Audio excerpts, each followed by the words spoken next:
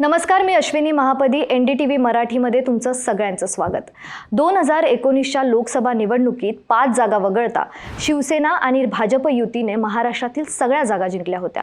यातील चंद्रपूर, बारामती, शिरूर या 3 जागा शिवसेना आणि राष्ट्रवादी काँग्रेस पक्षाच्या फुटीनंतरही महाविकास आघाडीच्या ताब्यात आहेत। चंद्रपूरमधून काँग्रेसच्या प्रतिभा धानोरकर विरुद्ध भाजपचे सुधीर मुनगंटीवार अशी लढत आहे।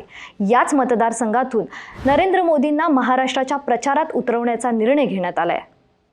नरेंद्र मोदी हे बारामतीमध्ये देखील जाहीर सभेला संबोधित करणार आहेत।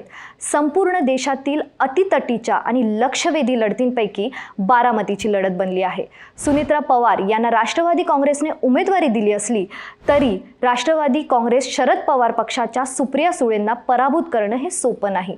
शरद पवार यांनी आपली संपूर्ण ताकद इथं पणाला लावली आहे। 6 एप्रिल रोजी एका सभेत बोलताना भाजप नेते देवेंद्र फडणवीस यांनी बारामतीची लढत ही मोदी विरुद्ध राहुल गांधी आहे असं म्हणत इथल्या लढतीला स्थानिक पातळीवरून राष्ट्रीय पातळीवर नेण्याचा प्रयत्न केला होता। त्याचाच पुढचा प्रयत्न म्हणून नरेंद्र मोदी यांची इथं सभा आयोजित केली जाणार आहे। मोदी यांनी प्रचाराची सुरुवात करण्यासाठी आत्तापर्यंत यवतमाळ मतदारसंघ पसंत केला होता। ही परंपरा त्यांनी यंदाही कायम राखली आहे। 28 फेब्रुवारी रोजी यवतमाळमध्ये एका कार्यक्रमाचं आयोजन करण्यात आलं होतं। हा कार्यक्रम वरकरणी सरकारी होता, मात्र याच कार्यक्रमातून मोदींनी प्रचाराचा नारळ अनौपचारिकरित्या फोडला होता। मोदी यांच्या विदर्भ आणि पश्चिम महाराष्ट्रात सभा आयोजित केल्या जाणार आहेत। ज्या मतदारसंघात महायुतीचे उमेदवार अडचणीत असल्याचं दिसत आहे तिथे मोदींच्या सभा आयोजित केल्या जातील असं सांगितलं जात आहे। मोदी जिथं सभा घेतात तिथला उमेदवार जिंकतो असा दृढ विश्वास भाजप नेत्यांना वाटतो।